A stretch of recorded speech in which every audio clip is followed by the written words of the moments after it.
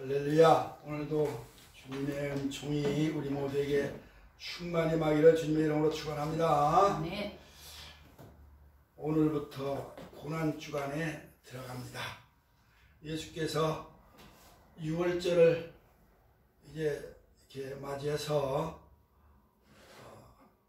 예루살렘에 올라가시기 위해서 나귀 타고, 어린 나귀 새끼를 타고 예루살렘에 올라가는 그 과정에서 많은 사람들이, 군중들이 모여서 호산나를 외치고 찬양을 하며 영광을 하나님께 돌리는 그런 아주 극진한 대접을 받는 그런 순간도 있었습니다만은, 그러나 몇 날이 안 돼서 그들이 오히려 예수를 십자가에 못 박아야 된다라고 소리 질렀다고 하는 것을 우리는 성경을 통해서 잘 알게 되는 걸 볼 수 있습니다. 예수님께서 이제 목요일날 밤에 기도하시고 새벽에, 금요일 새벽에 잡히셔서 바로 이제 신문을 받기 위해서 빌라도 법정에 서게 되는데, 그때 대제사장들이나 장로들이 예수를 고발하는데, 빌라도에 고발하는데 그 고발하는 내용이 어이가 없었다. 그래서 그 빌라도가 볼 때 아무 죄를 찾지 못했다. 당시 빌라도가 재판장이었는데, 최종의 재판장으로 서게 되는데, 빌라도의 말 한마디면 예수는 그냥 모든 범죄를 인으로 이렇게 뒤집어 씌우고 십자가의 처형을 당해야 하는 그런 상황에 몰렸을 때인데도 예수님은 입을 열지 않았다. 그 대제사장들이나 그 장로들이나 많은 사람들이 예수를 그 크나큰 흉악한 범죄자로 취급을 하면서 고발을 했으나, 빌라도가 아무리 신문을 하고 조사를 해봐도 아무런 죄를 찾지 못했다 그랬습니다. 근데 그 죄가 뭐냐? 이사가 밀란을 일으키고 사람을 수동케 하는 자요, 자기가 스스로 왕이라고 하는 자라 하는 그 단순한 그런 죄였다 하는 건, 제목이었다는 겁니다. 그 어떤 밀란을 일으켰느냐? 아무리 뒤져봐도, 사후사해봐도 빌라도는 찾지 못하니까 나는 이 사람에게서 죄를 찾지 못했다. 그러니까 매를 쳐서, 그냥 몇 대 매를 쳐서 보내줘야 되겠다. 그러니까 대제사장들이나 이 바리새인들이나 그 장로들이 소리 지르면서, 아니다, 이 사람은, 이자는 처형에, 십자가 처형에 어떻게 쳐야 된다 하는 그런 소리를 지르는 것을 이제 그 빌라도는 그럼 너희들 마음대로 해라 하고 내줬는데, 나는 아무런 책임을 안 지겠다 하고 손을 씻었다고 하는 그런 이야기도 있습니다. 터무니없는 그 장로들이나 대제사장들이나 그 바리새인들이 예수를 죽여야 된다라고 이렇게 소리 지르면서 이 흉악범이라고 하는 그런 누명을 씌웠지만 예수님은 아무런 대답도 하지 않았다 하는 겁니다. 잠잠하셨다 그런 겁니다. 마치 이사야서 53장 5절 6절에는 도살장에 끌려가는 7절 8절인가요? 끌려가는 양처럼 잠잠했다, 입을 열지 않았다라고 하는 그런 말씀을 여기서 이루어가고 있는 것을 볼 수가 있다고 하는 내용이 되겠습니다. 예수님은 당한 그런 재판, 고소당하는 그 앞에서도 자기의 변론 한마디 하지 않았다, 입을 열지 않았다 하는 것을 우리가 성경을 통해 찾아보게 되는 겁니다.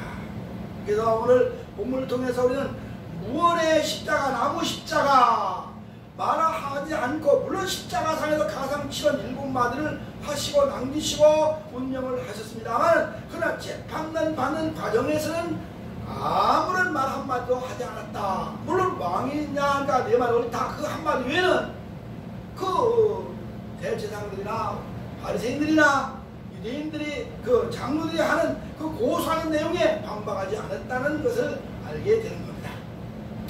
예, 얼마 있으면 우리나라에도 대통령, 아니 국회의원 제22대 국회의원 선거가 있습니다. 그런데 많은 사람들이 말을 그 전에 이 후보자들의 그 면면을 보면 과거에 이런저런 말들이 많아서 그들이 지금 그 후보자로서의 자격 문제가 심각하게 대두되고 있는 걸 우리는 잘 알고 있는데요. 그런데도 자기는 과거에 한 말을 나는 안 했다 발뺌을 하고 그것이 뭐 또 잘못이냐 이렇게 주장을 하고 하는 것을 볼 때 오늘날 많은 사람들은 자기가 잘못을 해놓고도 변명을 하고 어떤 재판을 받으려고 거부하고 입을 묵비권을 행사하는 그런 사람들이 많이 있습니다. 죄를 져놓고. 그런데 예수님은 죄를 짓지 않았으면서도 무고하게 고소를 당하는데도 입을 다물었다. 묵비권을 행사했다 하는 거죠. 묵비권이라는 말 있지 않습니까? 묵비권은 그 피고인들에게 이렇게 어떤 권한을 주는, 말을 하지 않아도 될 수 있는 그런 권한을 주는 그런 이제 절차법이 묵비권인데, 예수님과 오늘날 많은 사람들과의 그 묵비권은 엄청난 차이가 있다 하는 것을 보게 되는 거죠.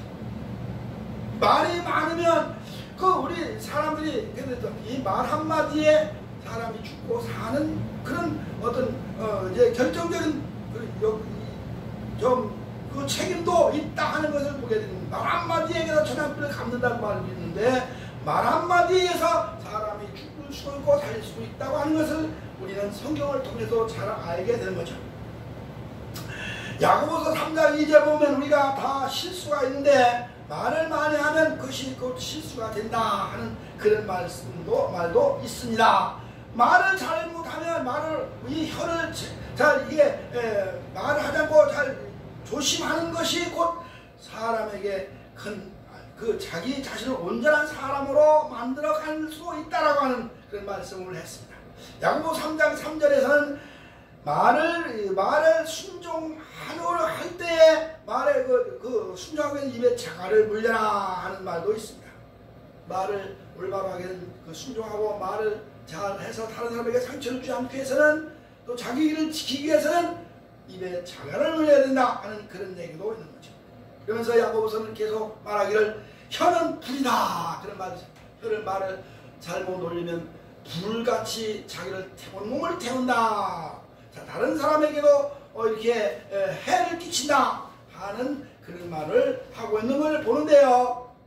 예수님은 자기가 오히려 말을 함으로써 자기가 범죄에서 벗어날 수도 있는 상황인데, 그 형틀의 형벌에 벗어날 수도 있는 상황인데 말 한마디도 하지 않으므로 오히려 십자가를 져야 되는 그런 운명에 처한 상황을 보게 되는 거라 이 말이에요. 근데 이것이 운명이라고 하는 것이 아니라 하나님 뜻이었다 이 말이에요. 하나님의 계획 속에 이루어진 것이기 때문에 자기가 말을 하지 않아야 되는 것, 부당한 대우를 받고 부당한 고발을 당해도 부당한 저시는 위치에서도 말을 하지 않았다고 하는 것을 우리는 성경을 통해 잘 알게 되는데, 그럼 어떤 면에서 부당한 대우를 받는데 그 말을 하지 않았을까 하는 거죠.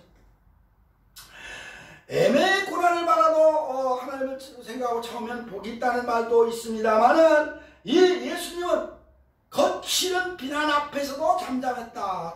상대들이, 대제사장들이나 장로들이 거칠은 말로, 좋은 말로 그냥 너 잘못했지 이렇게 한 게 아니라, 따지고 든 게 아니라 거친 말로 비난을 했단 말이에요. 욕을 하면서 치우며 모욕적인 말로도 했는데도 참았다 하는 거죠. 모욕적인, 사람은 모욕적인 어느 말을 들으면 기분 나쁘고 발끈하지 않습니까? 누구나. 그죠? 그냥 모욕적인 말 하는데 욕을 하고 막 대드는데 가만히 있을 사람은 아무도 없어요. 다 싫어하죠. 다 욕을 하고 대들고, 네가 뭔데 나한테 대드냐 그러고 오히려 욕을 하냐고 막 대들고 싸우려고 하고. 그런데 예수님은 전혀 그러지 않았다 하는 거죠. 그럼 어떤 모욕적인 거냐? 이 바리새인 대제사장이나 장로들이 예수님에게 온갖 그 범죄의 그런 어떤 그런 그 이야기를 뒤집어 씌우면서 하는데, 하다못해 안식일에 이 사람이 안식일의 주인이라고 했다 하면서까지 모욕적인 말을 했다. 안식일의 주인은 하나님뿐인데 하나님이 안식일을 제정했는데 어째서 내가 안식일의 주인이라고, 내가 안식일의 주인이면 네가 하나님이냐 이렇게 대들었다. 근데 그 말이 사실 예수님은 하나님이시기 때문에 안식일의 주인이라고 했는데 그런 것을 트집을 잡아가지고 다른 거 트집 잡을 거 없으니까 안식일날 병자 고치는 거 이런 걸 가지고 트집을 잡았지 않습니까? 참 하다 보다 트집 잡을 게 없으니까 별걸 다 트집을 잡았다 이 말이죠. 요한복음 6장 8절에 보니까 왼편 손 마른 사람을 예수님이 안식일날 치료해줬는데 그거를 가지고 왜 안식일날 일을 하냐, 내가 사람을 치료해 고쳐주냐, 그러면서 안식일을 범했다. 우리나라에도 주일날, 옛날에는 주일날 일을 하면 아주 큰일 나는 줄 알았지 않습니까? 주일날 어디 나가서 음식 사 먹는 거 이건 아주 지옥 가는 일로 알았습니다. 옛날 어른들은. 그러니까 주일날은 그냥 집에서만, 교회에서도 미리 토요일날 전에 다 준비해놓고 그냥 음식도 그날은 하지도 않고 토요일날 준비해놓고 그냥 차려 먹기만 하겠는데, 그 차리는 것도 이런 일인데 왜 차려 먹어야지? 그 음식만 해야 되는데. 근데 우리나라도 그냥 한때는 주일을 범하는 거, 지금도 그런 엄격한 그 잣대로 이렇게 신앙의 그 잣대로 주일날을 잘 거룩하게 지킨다 해가지고 아주 강력히 주장하는 그룹들도 있습니다만, 요즘에 사람들은 대개가 그냥 또 이 신앙에 해이해져가지고 주일날은 오전 예배도 오후에 나가 놀기도 하고 뭐든 가고 놀러가고 사먹는 거 보통입니다만은, 그만큼 세상이 개방이 되고 변화가 이루어졌습니다만, 어쨌든 간에 예수님 당시에 예수께서 병자 고친 것까지도 이걸 트집을 잡았으니 안식을 범한다고 해가지고, 안식 지키는 게 아니라 범한다고 해가지고 트집을 잡았지 않습니까? 예수님이 그때 내가 안식일의 주인이다 그러면서 내가 이 사람을 병자를 고치는 거, 죽을 사람 살리는 거, 이것이 무슨 잘못이냐 라고 예수님이 또 그들에게 이렇게 설명을 하고 변명을 했습니다만, 오늘은 여기에서 이 빌라도 법정에서는 거기에 반박하지 한마디도 하지 않았다 하는 거죠. 저들이 이야기하는 거 그냥 묵비권을 행사했다 그러는 겁니다. 이렇게 예수님은 그 대제사장들이나 장로들부터 모욕적인 욕을 많이 하고 야유를 보냈다 말이면 야유를 보냈습니다. 그러나 예수님 요한복음 1장 46절에 보면 나다나엘이라는 사람, 물론 나다나엘은 나중에 예수님의 제자가 됐다고 그랬는데, 나사렛에서 무슨 선한 것이 나오겠냐 그렇게 비난도 했지 않습니까? 예수께서 와봐라 내가 메시아를 만났다니까, 에이 나사렛에서 무슨 선한 것이 나오겠냐 이렇게 비난을 했다. 뿐만 아니라 이 대제사장들이나 이 장로들은 이거 그 요셉의 아들이 아니냐, 그 요셉 목수의 아들이 아니냐, 그게 무슨 대단한 존재냐, 이렇게 이단자 취급을 또 했다 이 말이죠. 그러니까 예수님은 그런 무시를 당하는 말로 많이 했음에도 불구하고 그런 것을 다 참아냈다 하는 것을 볼 수가 있습니다. 예를 들면 저 시골 출신이 그 산골 출신이 대단한 목사가 됐다고 이렇게 만화가 비난한다면 그 모욕적인 얘기 아니겠어요? 그런데도 예수님에는 그런 말을 한 거랑 같은 거죠. 그보다 더한 거죠. 저 예루살렘에서 태어난 것도 아니고 저 나사렛 거기서 또 자라서 목수의 아들로 자랐는데 그게 뭐 대단한 존재라고, 무슨 이적을과 기적을 행한다고 이렇게 비난을 하고 욕을 하고 했는데도 예수님은 그런 그 모든 것들을 다 죄명으로 만들어서 그것이 죄가 아닌데도 죄명으로 만들어서 빌라도 앞에서 이 대제사장들과 장로들이 고발을 했는데, 예수님은 그게 뭐 잘못이냐, 내가 어떡한 일이냐, 내가 잘못한 거냐, 나는 좋은 일 했다 이렇게 변명도 하고 자기를 나타낼 수도 있는데 그런 말 한마디도 하지 않았다 하는 겁니다. 요즘에 많은 사람들은 자기가 하지 않은 것도 좋은 일은 내가 했다고 자랑을 하잖아요. 이거 내가 이거 한 거야 이거는 그런데, 예수님은 그런 사람을 살리는 일을 해놓고도 자기 자랑을 하거나 자기를 나타내려고 하지 않고 오히려 묵비권을 행사했다 하는 것을 보게 되는 거죠. 예수님은 이렇게 또 뿐만 아니라 억울한 일을 당했습니다. 억울한 일을 당했습니다. 억울한 일이란 요한복음 7장 12절에 보니까 예수님은 유대인들을 자신을 가리켜 무리를 미혹하는 아주 사이비 집단으로 만들 얘기했는데도 무리를 미혹한다. 요즘 말하면 이단들이죠. 그죠? 이단, 그 사이비들인데 사이비 취급을 했단 말이죠. 예수님은. 그러니까 그냥 무시당한 것뿐 아니라 이건 아주 악질적인 사이비 집단이야. 이렇게까지 비판을 했단 말이죠. 그러니까 미혹한다. 예수님도 미혹을 받지 않게 조심하라. 마태복음 24장에 그랬잖아요. 미혹을 받지 거짓 선지자들이 나타나서 미혹할 것이다. 근데 대제사장들의 장로는 예수님을 미혹할 대중을, 민족을, 국민을, 백성을 이렇게 미혹하는 자로 취급을 해버리고 무시를 해버렸는데 거기에 대해서도 자기가 내가 왜 사이비 취급을 받냐 이런 말도 하지 않았다 이 말이죠. 그냥 자기가 천국 복음을 전하고 천국 가까운 회개의 그 복음을 전했는데 그걸 또 자기가 뭐 하늘에서 왔다라고 자기가 뭐 생명의 양식이라고 하고 이런 얘기를 쭉 하니까 저거 사이비 이단자냐 사이비 아니야 이렇게 했는데도 거기에 대해서 이런 반구도 하지 않았다. 마지막에 가서 그 결정적인 순간에 가서 자기가 변명을 했는데 결정적인 순간에 가서 입을 딱 다물었다 한 것을 볼 수가 있다는 얘기입니다.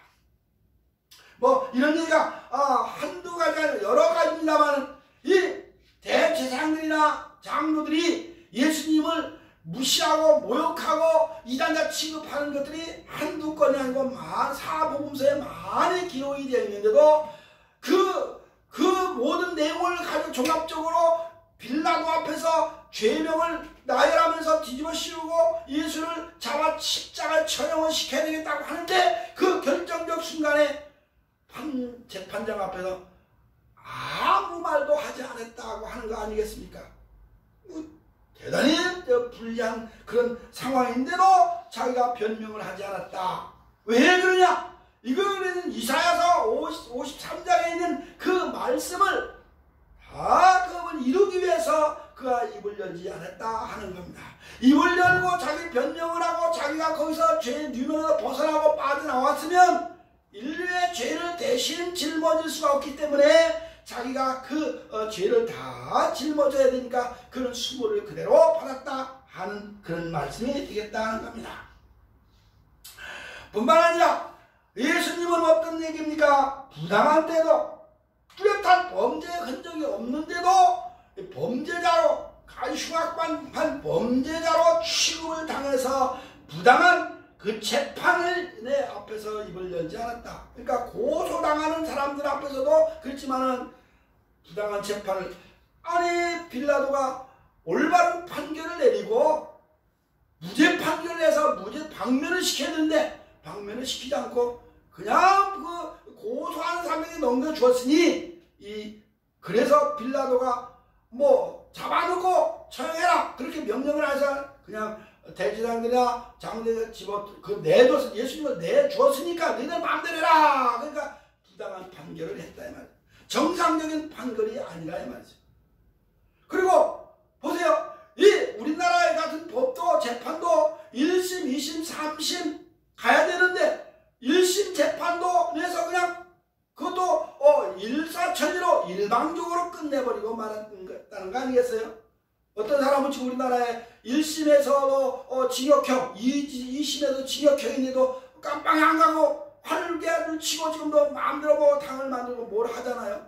그런 부당한 부당한 지금 우리나라에 이런 법 집행이 이루어지고 있는 세상인데 예수님은 1심, 2심, 뭐 3심까지 그런 것도 없이 1심에서 그냥 한 번에 끝내버리고 말았으니 이거는 공산 집단들이나 하는 그런 공산주의 집단이라 하는 그런 행태의 그 즉석 재판으로 끝나고 말았다 하는 거지. 그런데도 얼마나 부당합니까? 왜 1심에서 다시 항소해 나도 로마의 가이사에게 항소하겠다 뭐 이런 것도 없이 바울이 그랬잖아요. 바울이 부당하니까 부당한 재판에서 나는 가이사에게 항소하겠다 그래서 항소하면서 로마까지 갔지 않습니까? 이런 것도 그 당시에는 그런 재판 과정이 있는데 그런 것이 없이 무시를 당했다 이 말이죠. 그러니까 불법적인 재판, 무시당하는 그 재판 앞에서도 입을 열지 않았다. 그런 얘기입니다. 그 전에 바울은 복음을 전하다가 잡혀서 이제 판결해서 이 사람을 감방에 들어가니까 왜 나를 아무 죄도 없는데 감방에 집었냐? 나 항소하겠다. 가이사에게 항소해서 그래서 거기가 재판을 받겠다. 로마로 이렇게 배 타고 가다가 라그라 광풍을 만나가지고 곤욕을 치는 그런 일들이 있었지 않습니까? 예수님은 이렇게 누가복음 23장 22절에서 보니까 고소하던 대제사장들과 장로들이 예수가 백성을 미혹하고 자칭 그리스도라, 자기가 그리스도라 한다고 억지 주장한다고 이렇게 한 거죠. 그리스도라. 이 사람을 보니까 사이비 집단인데 자기가 그리스도라, 왕이라는 그리스도는 왕이고 제사장이고 선지자라고 하는 그런 직함을 갖게 되는 건데 자기가 스스로 왕이라고 하고 선지자라고 하니까 이 사람은 이거 안 된다, 이거 사입이다 이렇게 주장해서 고발해가지고 일사천리로 1심에서 그냥 무죄 판결이 아니라 유죄 판결을 받아 유죄로 넘겨주고 니들 마음대로 해. 재판장도 죄가 없다고 해주는데 그걸 왜 고소한 사람들한테 넘겨주는 겁니까? 고소한 사람들한테 너희들 마음대로 해. 잡아 죽이든지 말든지 이런 식으로 판결을 냈으니 이것이야말로 얼마나 부당한 판결이냐. 그런데도 아무 대답지 않고 거기서 항의 한마디도 하지 않았다 하는 거 아니겠습니까? 뿐만 아니라 치욕적인 그 배신 앞에서도 예수님은 입을 열지 않았다 그런 겁니다. 치욕적인 배신. 누구요? 치욕적인 배신 뭡니까? 예수님의 그 치욕적인 삶은 그 즉결 판정을 받은 그것도 문제지만 또 이 예수님은 치욕적인 배신을 당했어요. 누구한테? 가룟 유다한테 치욕적인 배신을 당한 거잖아요. 가장 사랑하고 가장 믿음 있던 그런 자기 앞에서 그냥 알랑하고 이렇게 자기를에게 그냥 모든 것을 다 아주 바쳐서 충성할 것 같이 헌신할 것 같이 따라다니던 가룟 유다가 왜요? 그때도 무슨 모임에서 회비가 있었든지 헌금이 있었든지는 모르겠는데 헌금을 관리하는 그 돈꾀를 맡은 자라고 했으니까 가룟 유다가 돈꾀를 맡은 사람이 내가 이게 예수를 그 속에 마귀가 들어가니까 사탄이 들어가니까 예수를 은 30에 팔아버렸다 이 말이죠. 그 배신을 당한. 근데도 예수님은 오히려 그가 자기를 잡으라 할 때 그래 내 때가 됐으니까 너 할 일을 해라 그렇게만 했지 왜 하냐 너는 저주받을까 너는 지옥 가 그런 말을 하지 않았다. 물론 그 전에 이런 사람은 하지 않았으면 좋을 뻔했다 하는 그런 말을 남기긴 했습니다만 그 즉석에서 가룟유다에게 어떤 책망을 하거나 그를 저주하거나 그걸 미워하거나 그런 말을 하지 않았다 이 말이죠. 뿐만 아니라 베드로가 또 이렇게 자기를 3번씩이나 부인했을 때도 베드로에게 한마디 눈길만 주었지 한마디도 하지 않았다 하는 거 아니겠습니까? 그러니까 베드로가 어떤 사람이요? 베드로야말로 예수님의 수제자라고 제일 먼저 부름을 받은 제자고 나이도 가장 많은 사람이고 예수님과 늘 같이 어디 가든지 동행한 딱 그림자처럼 다니던 그는 베드로 제자인데도 그가 배신을 했는데도 너 왜 나를 배신하냐? 야단치거나 한마디도 안 했다. 오히려 눈만 어제 예수님이 이렇게 보면 눈만 맞췄는데 그때서야 베드로가 눈물을 흘리고 회개하고 통곡했다는 말도 있습니다만 이렇든 예수님은 그런 부당한 배신자들 앞에서도 말을 하지 않았다 하는 거 아니겠습니까? 요즘에 우리 사회에서 사는 사람들 교회에서도 그렇지만은 모든 일반 사회에서도 그렇고 다 자기를 배신하고 떠나가면 가만 안 놔두잖아요. 보복을 하고 어떻게든지 그를 아주 육체적으로 정신적으로 가해해서 피해를 주려고 하는 그런 사악한 마음들이 인간에게 다 있는데 예수님은 전혀 누가 뭐라 해도 누가 부당하게 자기에게 피해를 주고 자기를 배신하고 떠나도 입을 열지 않았다. 왜? 그래야만이 인간들에게 그 모든 그들이 가지고 있는 죄를 담당하고 십자가를 져야만이 그들의 죄가 용서되는 그런 그 하나님의 뜻과 계획이 있기 때문에 그런 일을 가지 않을 수가 없었다 하는 그런 얘기가 되는 거죠. 만큼 우리가 예수님은 그런 재판장 앞에서나 또 그 부당한 재판, 그 베드로의 그 빌라도의 부당한 그 재판에 대해서 말 한마디 안 했을 뿐 아니라 자기가 사랑하는 제자들한테도 당해도 그런 배신을 하는데도 말 한마디 않고 입을 열지 않았다고 하는 것이 그것이 이제 무언의 십자가, 그리고 그러고 나무 십자가를 등에 지고 갔으니, 골고다 언덕에 십자가를 지고 올라갔으니 그 십자가 말로 무언의 십자가다. 물론 아까도 얘기했지만 그 골고다 언덕에서 십자가 처형됐은 그 당시에 못 받고 세워졌을 때 여기서 가장 7마디 진언을 남겼습니다만은, 그러나 이 재판받는 과정, 자기가 그 수모를 당하는 과정, 십자가를 지고 그 가는 과정까지는 이렇게 말 한마디도 안 하고 입을 열지 않았다 해서 무언의 십자가. 그런데 이것이 무슨 십자가냐? 우리가 갈라디아 3장 13절에 들어 저주의 십자가라 그랬습니다. 예수께서 지고 가신 그 나무 십자가는 저주의 십자가다. 그것이 그 저주는 사형을 당하는, 사형 집행을 당하니까 사형 그 자체가 저주가 아니겠어요? 저주받은 거 아니겠어요? 근데 사형 자체는 누가 사형을 받습니까? 가장 흉악범. 지금은 요즘에는 사형 제도도 없어졌습니다. 폐지되는 나라들이 많고 우리나라도 사형 제도를 폐지해야 된다 하는 그런 주장하는 사람들이 좀 많이 있습니다만, 우리 성경에 보면 사형 집행은 분명히 필요하다고 하는 것도 잊어서는 안 되겠다. 흉악범은 왜 고의적인 사지를 한 사람을 죽이도록 구약 성경이 가르쳐주고 있기 때문에, 이 예수님께서는 그 흉악범도 아닌데 고의적인 어떤 범죄자도 아닌데 왜 처형을 당했냐, 십자가 처형을 당했냐? 그래야만이 우리 인간의 죄를 다 담당할 수 있었기 때문에 그렇게 됐다 하는 것을 볼 수 있고, 그래서 그 십자가야말로 저주의 십자가다 그렇게 얘기를 하는 거죠. 그러니까 저주받은 사람들, 정말 죄값으로 저주받은 사람들의 그 죄를 다 뒤집어 썼으니, 그 뒤집어 쓰고 그 죄짐을 다시 자기가 짊어지고 죽음의 길로 택하였으니 이 십자가야말로 저주의 십자가다 그렇게 얘기를 하고 있는 겁니다. 이 예수님이 지고 가는 십자가는 그야말로 그 얼마나 60kg 뭐 이상의 되는 그 십자가라고 그랬습니다. 무게가 가볍지 않은 거죠.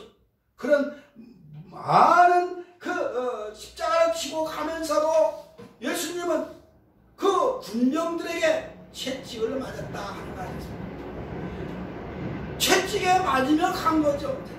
가다가 힘드니까 넘어지니까 물론 불에는 시몬이 받아서 짊어지고 갔습니다만은 그 가는 과정에 그 군병들이 가만 놔두지 않았습니다. 그냥 조용히 모시고 간 게 아니라 채찍으로 가면서 모욕적인 이야기를 하고 갔다. 그러니까 그 십자가를 지고 가는 과정이 저주의 십자가라는 것을 거기서 볼 수가 있는 거예요.